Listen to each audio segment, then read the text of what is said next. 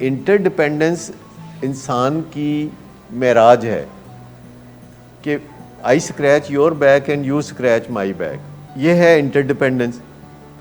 لیکن یہ جو ون وے ٹریفک ہے کہ ایک پارٹی کری جا رہی ہے، ماں باپ کری جا رہے ہیں، اولاد نہیں کرتی. اور یہ ہمارے معاشرے میں بہت دیکھنے میں آتا ہے کہ ایک والد تو 4 5 6 بچوں کو پال کے جوان کر کے بیٹیوں کو بیاہ کے تو سارے کاموں سے فارغ ہوتا ہے، لیکن جب وہ بڑھاپے میں ہوتا ہے تو جو بھی ان کی اولادیں ہوتی ہیں جو بڑی ویل ٹو ڈو ہوتی ہیں، وہ ویل ٹو ڈو اولادیں یعنی 6 مل کے بھی ایک باپ کو اس طرح نہیں پال سکتے جیسے کہ ماں باپ نے اس کو پالا تھا.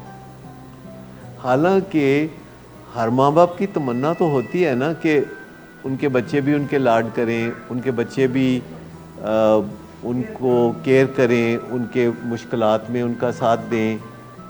لیکن ماں باپ کی تمنا کچھ پچھلے 40-50 سال سے نہیں ساڈی خیر ہے تسی اسمان تے چمکو، تسی بہت اچے جا کے اسمان تے چمکو، بلکہ کینیڈا دے اسمان تے چمکو، تسی امریکہ دے اسمان تے چمکو، ساڈی خیر ہے. چھوڑ دینا اس مسئلے کا حل نہیں ہے کہ ماں باپ بھی محبت کرنا چھوڑ دیں یا بچوں کو چھوڑ دیں، یہ اس کا حل نہیں ہے.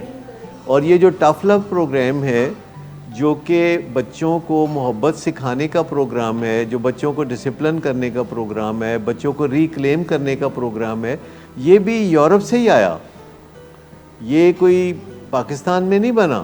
یہ جو ہم کو ڈپینڈنس کے اوپر کام کرتے ہیں یہ ٹف لو کے ذریعے، تو یہ پروگرام ایکچولی یورپ میں ڈیولپ ہوا، پھر امریکہ میں جا کے اس پروگرام نے ترقی کی، پھر پروفیشنلز نے اس کو پکڑا. تو یہ جو تھیم ہے کہ بچے 18 سال کے ہو گئے ہیں اور ہماری پرواہ نہیں کرتے تو ہم انہیں کہتے ہیں نکلو کرو نکلو، تو یہ اس کا پراپر حل نہیں ہے. یہ تو پال پوس کے بچوں کو جوان کر کے کھو دینے کا ایک نام ہے. اصل بات یہ ہے کہ اگر آپ کے بچوں کو آپ نے اتنا کچھ سکھایا بچپن میں تو یہ کام بھی سکھا دیں کہ آپ ان سے پیار کرتے ہیں تو وہ بھی آپ سے پیار کریں، آپ ان کا خیال کرتے ہیں تو وہ بھی آپ کا خیال کریں. اولڈ ایج یا ینگ ایج کا تو کوئی مسئلہ نہیں، لیکن پیار یک طرفہ نہیں ہونا چاہیے. یک طرفہ پیار بہت تکلیف دہ ہو سکتا ہے. پیار تو 2 طرفہ چیز کا نام ہے نا.